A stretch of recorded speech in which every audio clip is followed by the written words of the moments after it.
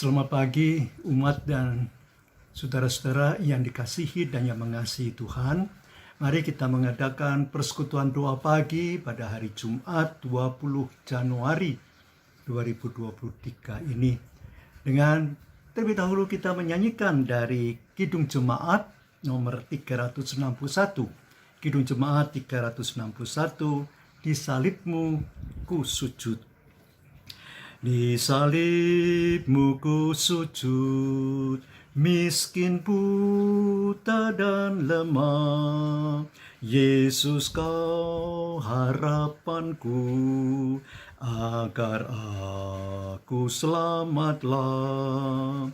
Ku percaya padamu, Anak domba Golgota. Di salibmu ku sujud, diriku selamatkanlah. Di dalam hidup yang cemar, ku rindukan Tuhanku.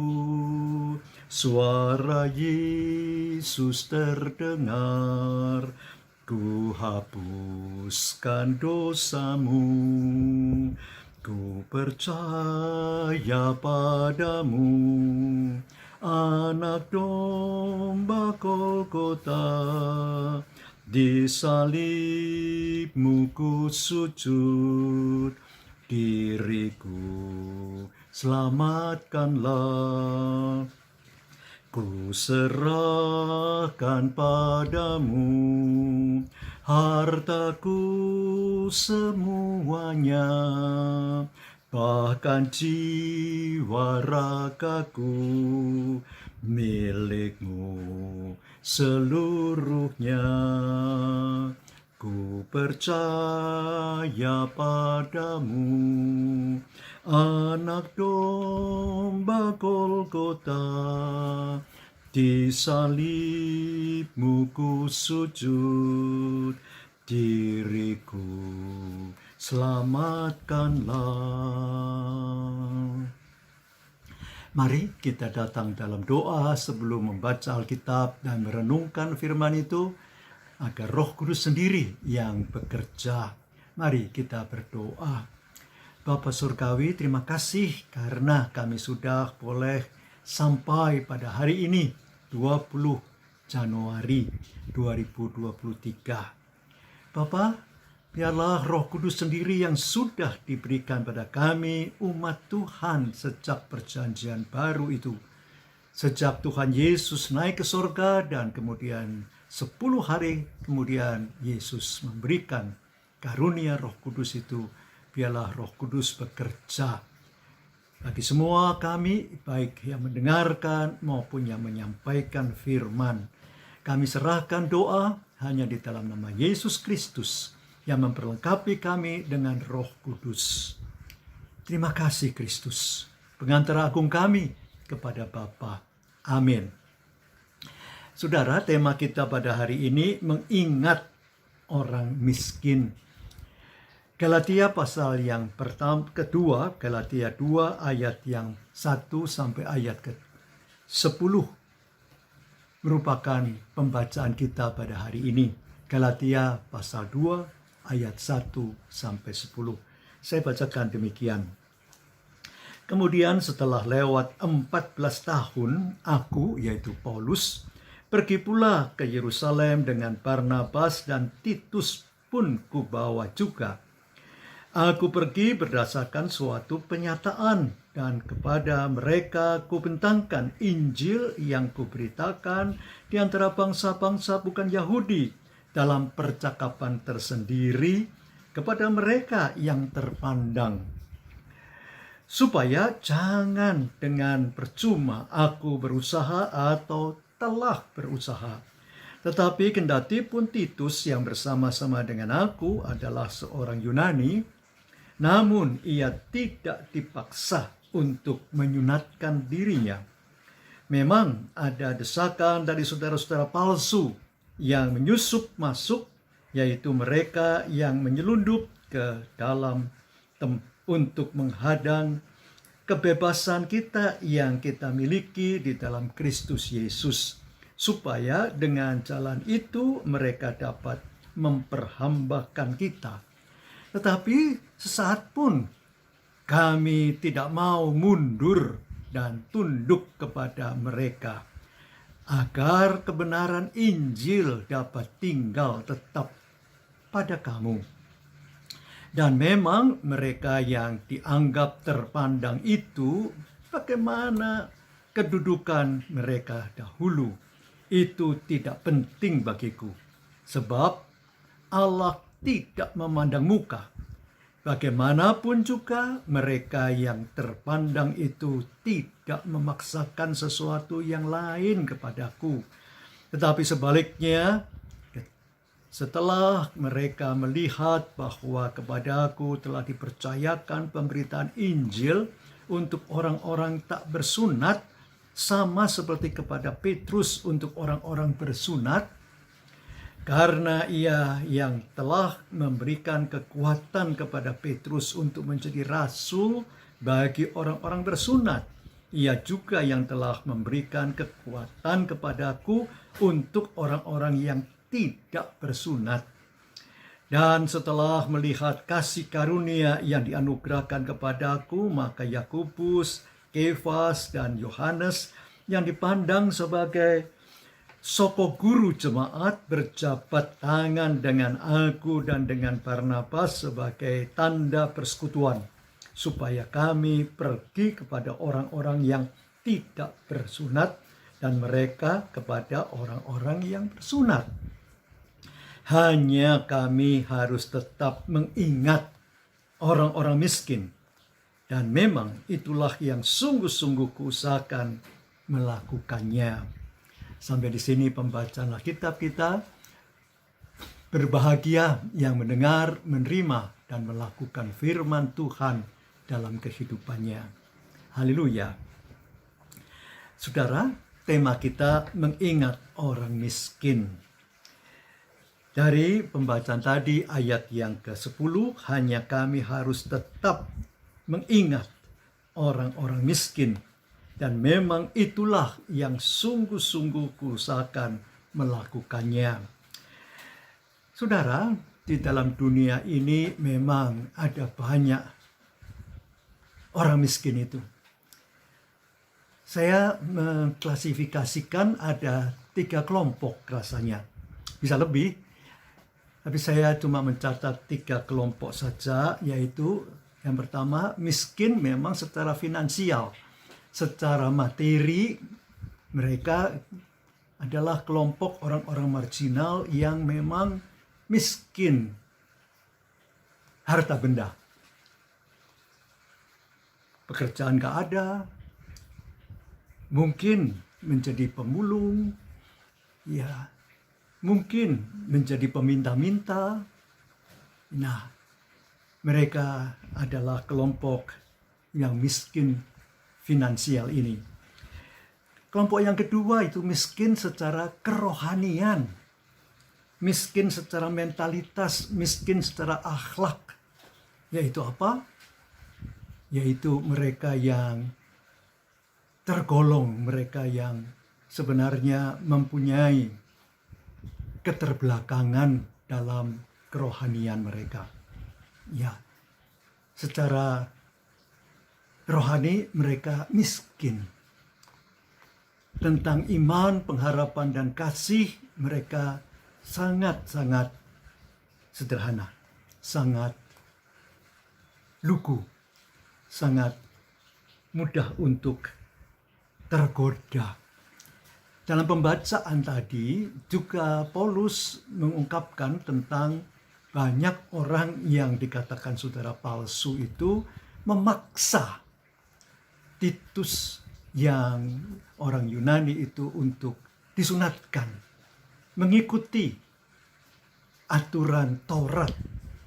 Padahal Paulus mengatakan tidak perlu. Ya, ada kebebasan bahwa Allah itu tidak memandang rupa. Allah itu menganggap semua orang itu sama derajatnya. Tapi mereka yang miskin rohani kudu mesti mengikuti hukum Taurat Musa. Padahal Paulus mengatakan tidak. Dalam pemahaman kebebasan penghayatan Allah yang tidak memandang rupa itu, semua orang bisa terselamatkan di dalam Yesus Kristus. Entahkah yang bersunat ataupun yang tidak bersunat, Tuhan menyelamatkan. Tuhan Yesus bersedia mati untuk mereka semua. Kelompok yang ketiga adalah kelompok yang miskin secara sosial. Orang-orang yang tertindas secara sosial. Mereka kemungkinan yatim piatu, kemungkinan orang-orang yang tidak mempunyai teman-teman, yang miskin secara sosial. Sebatang kara, iya. Tidak mempunyai sahabat dan saudara. Jadi miskin secara sosial terjadi juga dalam masyarakat kita. Nah, saudara, untuk tema kita mengingat orang miskin ini, ada 4 tugas dalam berjemaat bergereja. Tugas 4 ini adalah, kalau disingkat, mardikoma. Mardikoma itu marturia, bersaksi, diakonia, D-nya itu diakonia, dan ko itu koinonia, bersekutu, dan ma-nya terakhir, mardikoma, itu matetes atau pemuritan atau pembinaan. 4 tugas bergereja ini harus dilaksanakan dengan sebaik-baiknya oleh semua gereja-gereja, yaitu bersaksi, melayani, diakonia, kemudian bersekutu, koinonia, tapi juga perlu ada pembinaan, ada pemuritan, matetes. Nah, Yesekel, seorang penulis Kristen, pernah mengungkapkan kata-kata begini, gereja bisa hidup tanpa gedung, tetapi gereja tidak bisa hidup tanpa diakonia, yaitu tanpa pelayanan kepada orang-orang yang marginal, orang-orang yang miskin. Maka gereja harus melaksanakan diakonia itu. Bahkan GKI Samanhudi menunjuk 1 orang tenaga khusus untuk memikirkan yang miskin ini. Baik itu yang memerlukan beasiswa, baik itu yang memerlukan pertolongan, pelayanan per bulan dalam bantuan, keuangan ataupun materi, ataupun juga kalau sampai ada kebanjiran atau kebakaran, petugas ini yang pertama-tama akan mengadakan pendekatan kepada korban, baik itu kebakaran kah ataupun pergumulan karena kebanjiran anggota jemaat kita, bahkan lingkungan di sekitar gereja. Nah, saudara, terbukti memang waktu 2 tahun atau bahkan hampir 3 tahun pandemi itu menyerang seluruh dunia, termasuk Indonesia. Gedung gereja ditutup, tidak ada kebaktian, tapi ternyata pelayanan-pelayanan diakonia tetap berjalan. Iya, benar juga. Karena tugas melayani, khususnya juga orang-orang miskin itu harus terjadi. Nah, saudaraku di dalam Tuhan, dalam perjalanan iman kita, biarlah kita juga boleh senantiasa menyisihkan, bukan menyisakan, menyisihkan dana kita untuk diakonia ini. Entahkah itu diberikan secara langsung, karena sudah kenal orang-orang itu, baik yang mempunyai miskin finansial ataupun juga ke panti asuhan atau juga ke kelompok orang-orang yang miskin secara sosial tadi, ya, yang sebatang kara, yang yatim piatu.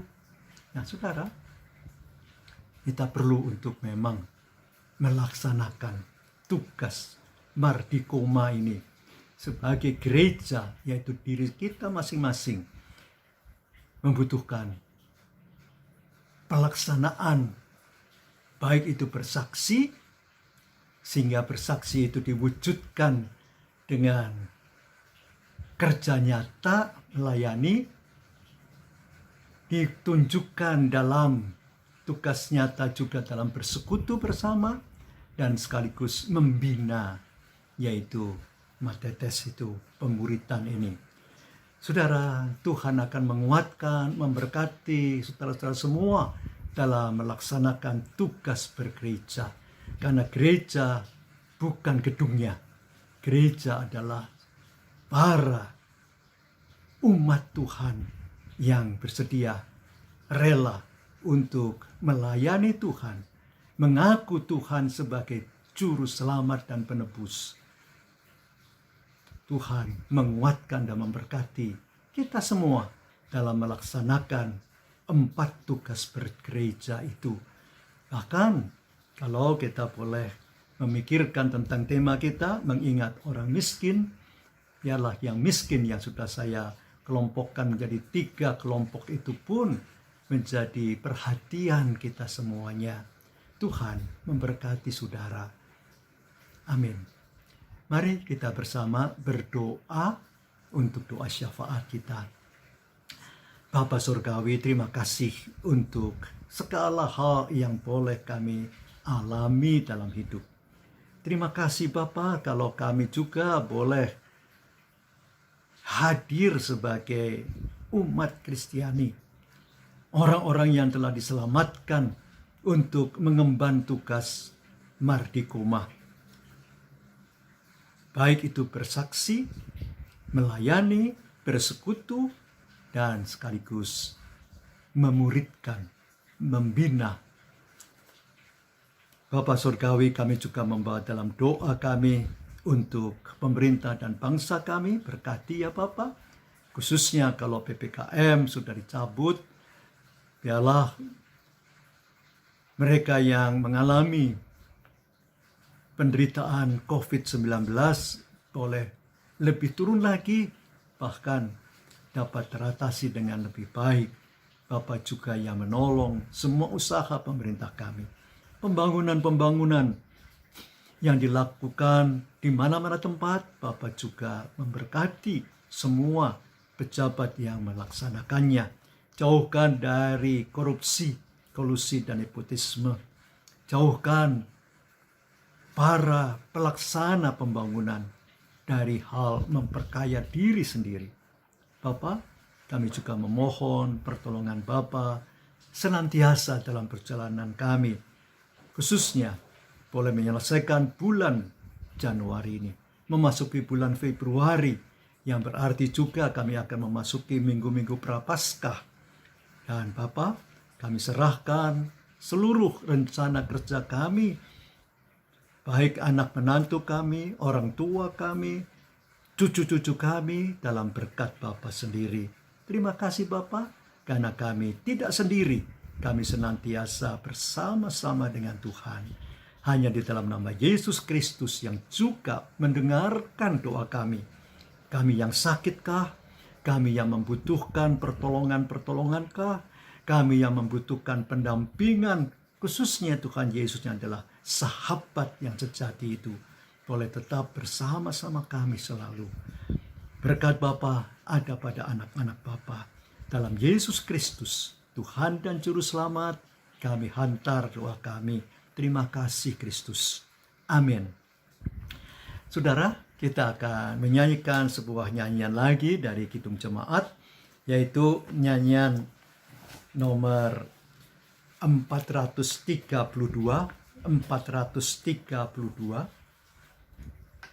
Jika padaku ditanyakan Saya bacakan, saya nyanyikan lagu ini, Jika Padamu Ditanyakan, Kirim Jemaat nomor 432.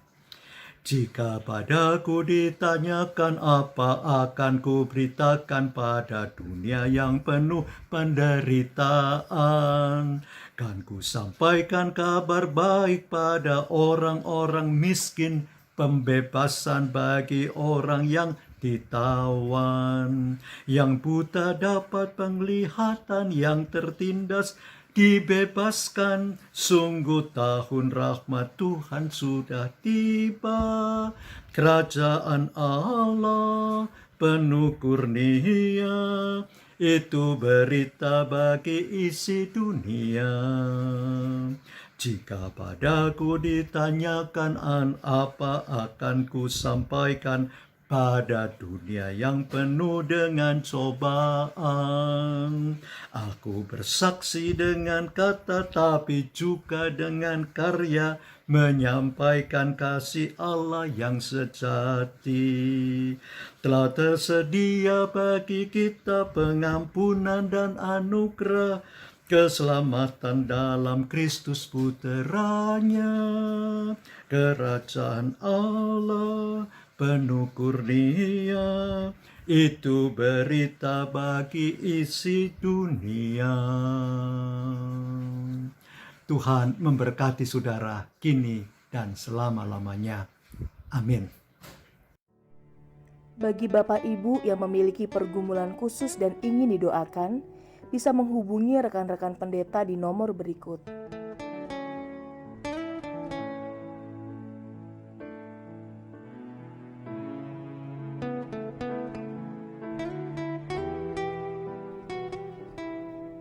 Tuhan Yesus memberkati.